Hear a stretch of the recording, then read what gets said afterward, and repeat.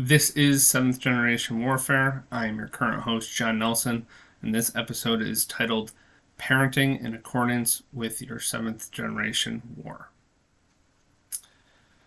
So, we've been going over some of the different theaters of conflict in Seventh Generation Warfare. We've discussed being ready side up, we've discussed sixth generation warfare. Parenting is an obvious aspect of a seventh generation warfare, and that's what we'll be discussing tonight. So, in the information age that we currently find ourselves in, there is endless amounts of parenting strategies. Full strategies that have brandy catch names and titles, or if you look for any specific advice how to parent on specific situation, you're going to come up with article after article of 5 things you must do, 8 things you must do, blah, blah, blah, blah, blah. This article is not aimed to do any of that. This article, like the title suggests, is really just give you a lens of, we're starting to paint this picture of what 7th generation warfare is, and how do we adopt a parenting strategy that will work, in our 7th generation fight. And because it's part of our 7th generation fight, it should be a parenting strategy that we think our kids could adopt and give to their children, and etc. So, if you remember back to the first introduction to 7th generation warfare, I defined 7th generation warfare as nonviolent warfare ensuring that our descendants control their own will. Naturally, parenting plays a big part into that. So this video is really just giving the outlines, like I said, of looking through the 7th generation lens. And it's not as directive as you might think. I'm not going to tell you specific things you must do. I will share some opinions later, and they're probably not going to be too popular for many people, but I think they're becoming more popular as society continues to degrade. So in essence, parenting in 7th generation warfare is to have your children control their own will later in life. Their children now, they're not the brightest creatures in the world. They do a lot of dumb stuff. And there are some limits we will have to put on them as parents, but the goal is for them to control their will later in life. And in order to do that, we need them to exercise their will at every opportunity from the youngest age possible. You don't get strong without going to the gym or exercising. You get strong by lifting the weights or going for the runs or doing whatever exercises you need. And same too is with our will and our willpower. So get your kids exerting their will. This means letting your children make decisions for themselves, and also negotiate on behalf of their own interests on decisions that pertain to the entire family. So if they're not little tiny dictators themselves. They don't get to decide what's best for the whole family, but they should feel that they have an ability to pursue their will when it comes to issues pertaining to the family. So, every parent is going to have different levels of permissiveness and authoritarianism, and that will affect the overall rules of a house. So, right now we're going to talk about rules of a house. As the owner of the house and as the responsible adult in the family, you will set the conditions under which your house operates. It's fair. If you go back to, maybe one day we'll talk about ethics and property rights, but just because your kid came into the world and finds themselves in your house, they don't get to set the rules. You do. So unless you have a fundamentally different perspective on property rights than me, that's kind of how it works. But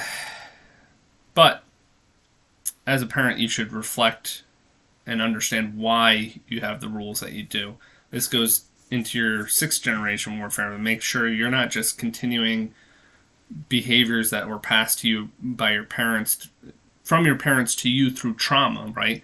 Um, Maybe a certain form of discipline that your parents did to you, and you just think that's the way you discipline your children. Perhaps you need to reflect on that before becoming a parent, or before doing that form of discipline on your children. And form of discipline is just one thing. It could be any rule of your house that you have, or have you processed it? Do you have a rational reason for doing it, or is it just something that you were exposed to?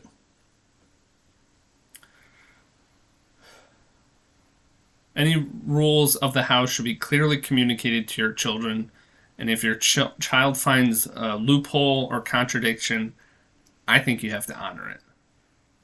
Because if you have rules of the house that you've communicated to your children, they're creative little buggers who like to find exceptions to every rule, and they find one.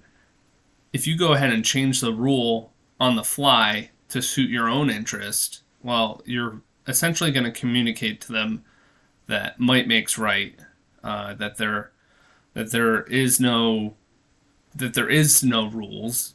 You're actually breaking down all your rules. If you have, say, 10 commandments of your house, and they find an exception and you to one of them, and you say, no, I'm rewriting that on the fly, you're actually getting rid of all the other commandments, because they don't know that you won't just change them on the fly in the future. So you're actually creating a state of anarchy in your house if you change rules on the fly. And you want your children using their reasoning for understanding the rules, what is okay and what isn't okay. If what is okay and what isn't okay is just whatever mommy and daddy say, that's a very unstable environment. They constantly have to be trying to assess what you think or what you feel or what your emotion at any given time is, and that's not fair to your children. And it's because of that we as parents can do the most damage of anybody to our children. We have the privileged position to influence our children for the better or for worse, and if you do it wrong, you can really screw up your children. Physical and emotional abuse will destroy your kids' will. Now, most people will agree on what physical abuse is, much more so anyways than emotional abuse. So I think you need to really do some reflection on what you think emotional abuse is, and know, certainly stay away from that as well. All right, so while seventh generation warfighter parent should afford their children as much opportunity as possible to exercise their own will, there will be times when parents will have to override the will of their child. It's just the nature of being a parent. I'll give a few examples here. One common example would be in regards to hygiene. A 1-year-old doesn't want a diaper changed and is flipping around on the diaper changing table, with poop everywhere. You're going to have to restrain the child to some degree in order to clean them up and put a new diaper on. That being said, try with every opportunity to make the things they find unpleasant pleasant, make them engaging, so that they'll want the diaper change, etc. But at the end of the day, you're not going to let them sit in their own filth. And that hygiene expands throughout all of childhood. Another thing could be safety. So an example of that is the kid wants to play in the street, but they're not quite old enough to understand that a car will crush them and turn them into pink goo on the asphalt. You need to prohibit them from exercising their will of playing in the street. And there's countless other examples of how preventing a child's will for the sake of their safety you might have to do as a parent. So, that being said, I think that the way you can gauge your behavior to make sure it's not just something you're doing is hopefully before. You can always apologize after if you make a mistake. You can apologize. Is think of what you want to restrict or the child from doing, or what their will you want to take away from them, and think when they are older, will they agree with your decision to do that?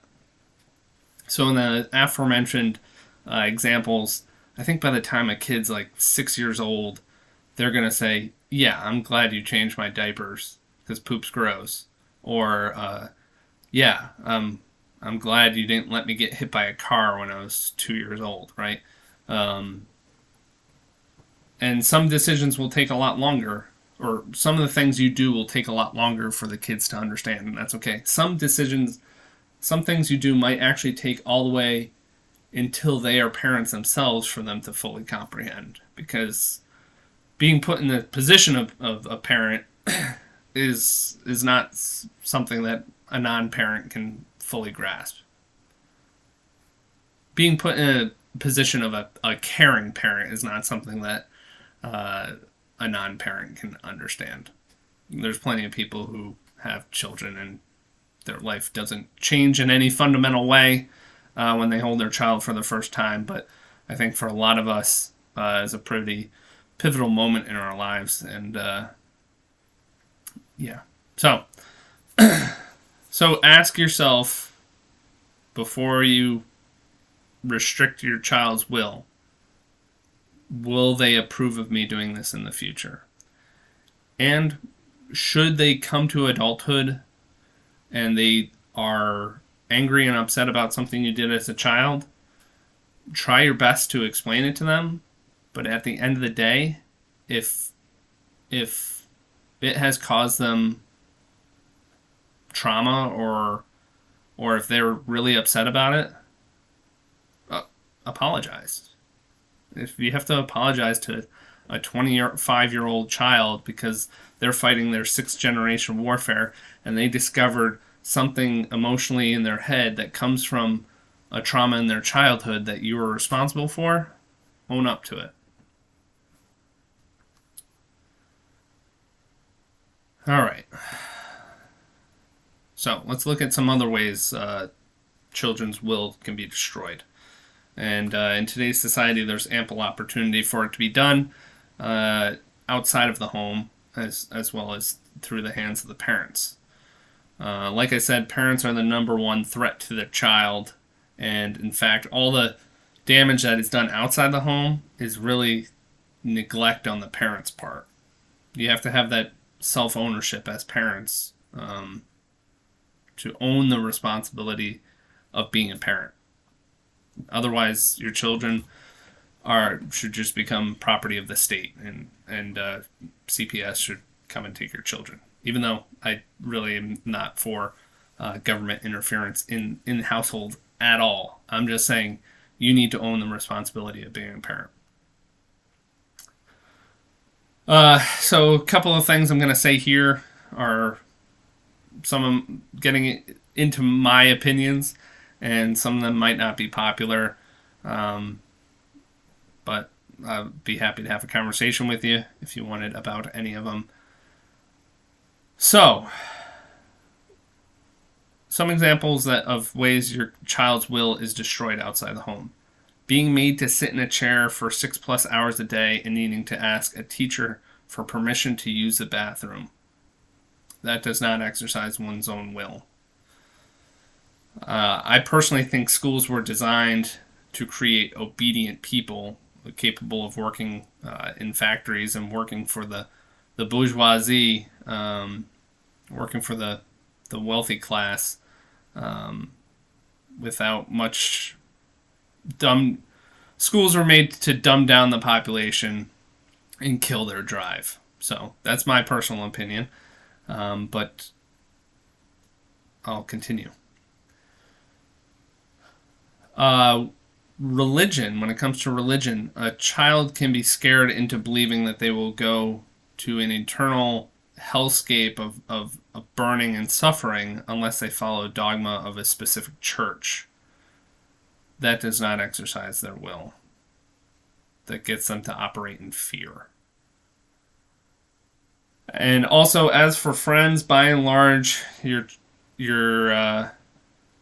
if your child's connection and relationship at home is good, caring, and connected, um, they will not choose abusive friends. A lot of parents don't like to hear that. Um, I understand why they don't, but just because they have an emotional reaction to it doesn't mean it's true. Chances are that those parents' children are sitting 6 hours a day at school, and the parents, in doing so, have given up, may have given up, being the primary social forces in their child's lives, right? If your kids are elsewhere, you're not building that connection, and they can go any number of ways. Some kids will go to school, have great friends, have great teachers, and come out much better for it, no doubt. But other kids will go to school, hang out with someone that's not quite good for them, then learn some bad behaviors, hang out with somebody who's even worse for them, and it'll just snowball. And the parent who remembers their child as little good John Doe will wake up one day and not understand why their kids have become the way they are. Well, the parent was not observing all the way along. So it's a horrible thing, but it's true. So it can happen. So don't let it happen. Am I saying you have to keep your kids out of these institutions? No, not at all. You have to do what is right for your family, but certainly don't set them and forget them. You are their parents.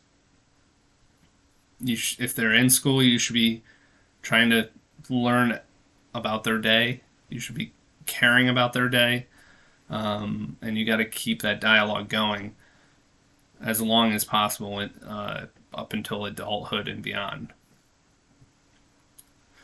So, since it may have seemed I was attacking churches and schools, I want to make clear I'm not attacking education and spirituality at all. And in fact, education is very important, but probably not for the reasons some of you might think. Education for education's sake is not important. I fell victim to this around my college age, that I wanted to be a lifelong learner. There was this term floating around, lifelong learner. And it was just like, oh yeah, we can all just go to college endlessly and just keep learning. Wouldn't that be great? No, it's masturbatory. It is not productive, and it's unnecessary. Education will also not bring happiness. A general education probably won't even bring you greater wealth.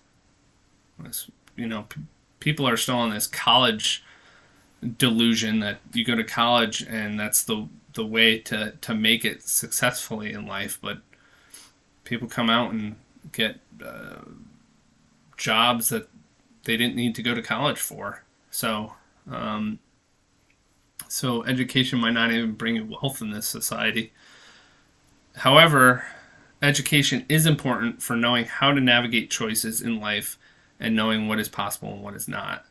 If you remember from a previous episode, I defined how I view what my will is. It's the intersection of my conscience, my desires, and my abilities. Right. So education certainly helps highlight all three of those things. So it actually helps promote the use of my will, and it would also help our children use of their wills. Also, same can be said for spirituality. whatever you define it to be. I'm not here to tell you. I do think, however, that spirituality does focus more heavily on the conscience side of things. So developing that sense of right and wrong that is important for one's own will. Because if something goes against our inner knowing of good and evil, it's probably not our will, right? It certainly won't bring us happiness if we go against our conscience in order to pursue our desires, right? Our desires have to be in accordance with our conscience, in my opinion. So that's why spirituality and education are certainly important. And while I'm on the topic, since I did attack childhood friends and stuff, I don't want you to think that your children should only have relationships with you. Your children need to have social interactions. But again, social relationships for relationships' sake, or having friends for friends' sake, is not all that important. We are social creatures, and we need other people in order to survive, thrive, and to exercise our will. We need to know how to navigate the social landscape. Having relationships, practicing relationships as a child, will certainly help you do that. So, in closing, first and foremost, I'd like to go back to the beginning and say, seventh generation warfare is about ensuring our children's will. Just let your kids exercise their will. That's the most important thing. But in closing, I want to say that you as a parent need to lead by example. Be a person who seeks to use their will. Be a person who sticks up for what they want. Be a person who pursues their dreams. Be a person who gains skills in order to improve your own life. Be a virtuous person. Help your spouse to do the same. All of those. Do all these things, and your children will learn the ways of being a good person.